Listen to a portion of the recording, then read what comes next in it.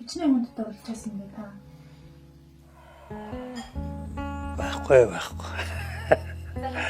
Ах нь залуу дурлаж байгаагүй. Манай хайрын захиа авдаг байсан. Вот эмэгтэйчүүд гайгүй байсан байх шүү. Гайгүй байсан байх. Бүсгүйчүүдэн үнсэе.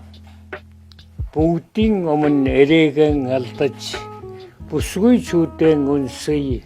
Хөөхөн та нарынхаа улаан хасрыг хөөрөх шиг өндөрлөж сайхан чин сохтё.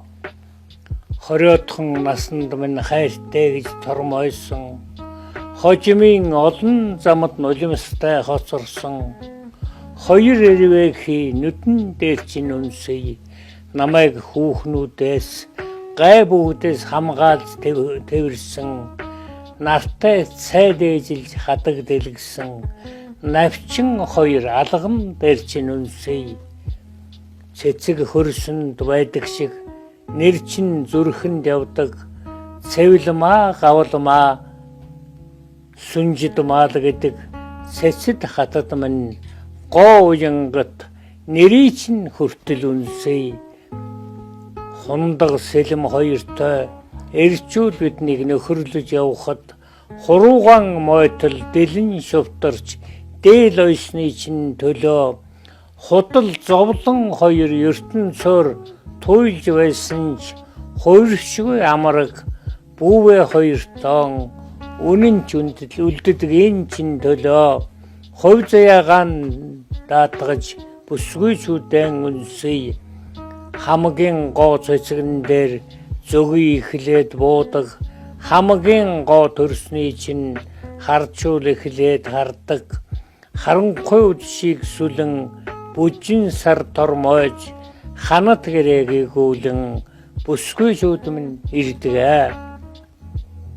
Дарыг 21 байдаг нь худлаа. Даруухнаар айл бүхэнд нэгээр амби. Харчуул минь бид чинь бурхадтай нөхцсөн улс хайрын өмнө залбирч бүсгүйчүүдэн үнсэе. Энэ бол тэр дурлахаан байсан цаг нь байна. Энэ 1985 оны үе юм уу? Одоо хүнийг аврагч, хүнийг хүн байлгадаг ганц зүйл юм шүү дээ. Тий. Тэгээд тэр хайр гэдэг дурлал гэдэг. Тэр дурлал чинь бол худлаа. Хайр гэдэг нь бол илүү өргөн утгатай. Олон ч зүйл дээр хайр илэрнэ. За бүсгүй хүн дээр бол хайр нь одоо давмгайлж байж айл өрөх сайхан амьдран да.